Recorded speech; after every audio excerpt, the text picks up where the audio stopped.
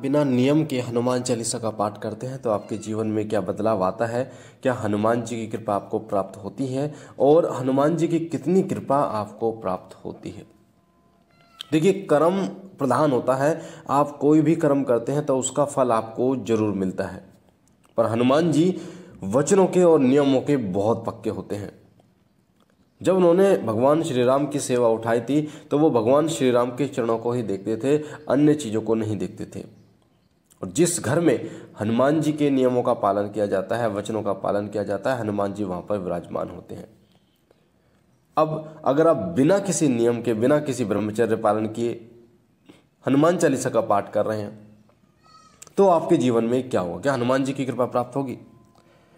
हनुमान जी का नाम या किसी भी भगवान का नाम, किसी भी देवी या देवता का नाम आप किसी भी अवस्था में ले सकते हैं, उससे कोई भी परेशानी वाली बात नहीं होती।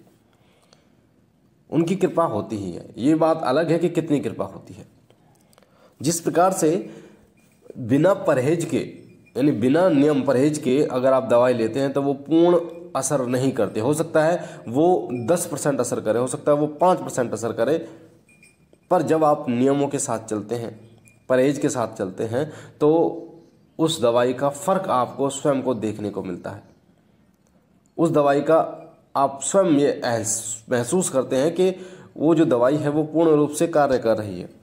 उसी प्रकार से हनुमान जी की भक्ति का होता है। हनुमान जी की जब आप हनुमान चालीसा का पाठ करते हैं बिना नियम के तो आपको महसूस नहीं होता, पर आप नियमों के साथ जब हनुमान चालीसा का पाठ करते हैं तो आपको खुद महसूस होता है कि हनुमान जी आपके साथ हैं। उनकी अनुभूति आपको स्वयं होती है। एक छोटी सी स्टोरी आपने सुनी होगी शायद, कि एक बार एक पंडित एक मंदिर में जाता है और एक पागल भी वहाँ जाता है। पंडित दीपक जलाता है और पागल उसे चप्पल मारकर बुझा देता है। तो ये प्रयास चलता रहता है। पंडित, एक बार तूफान आ जाता है, पंडित नहीं जाता, सोचता है कल जाता हूँ, पर पागल फिर भी वहाँ जाता है चप्पल मारने के लिए कि पंडित दीपक जलाएगा और मैं चप्पल मारूंगा।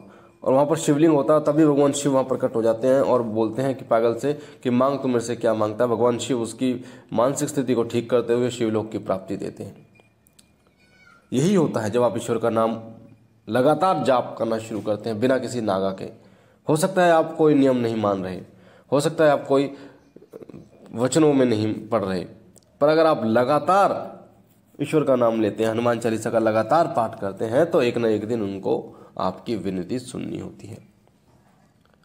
हो सकता है वो विराजमान ना हो, पर उनकी शक्ति जरूर कार्य करती है। हो सकता है वो आपको वो अनुभूतियां ना दें, पर कहीं ना कहीं आपका भला जरूर होता है, कहीं ना कहीं आपको फल उसका जरूर प्राप्त होता है, क्योंकि कर्म का फल आपको जरूर प्राप्त होता है। आपके काम बनते जरूर हैं। आपने जो इच्छा सोची वो इच्छा आपकी पूर्ण जरूर होती है, चाहे आप उन नियमों का पालन करें या फिर ना करें। तो इसीलिए कभी भी आप हनुमान चालीसा का पाठ करें तो कोशिश करें कि नियमों के साथ करें, क्योंकि बिना परहेज के दवाइयाँ भी कार्य नहीं करती, तो तबीयत कैसे ठीक होगी।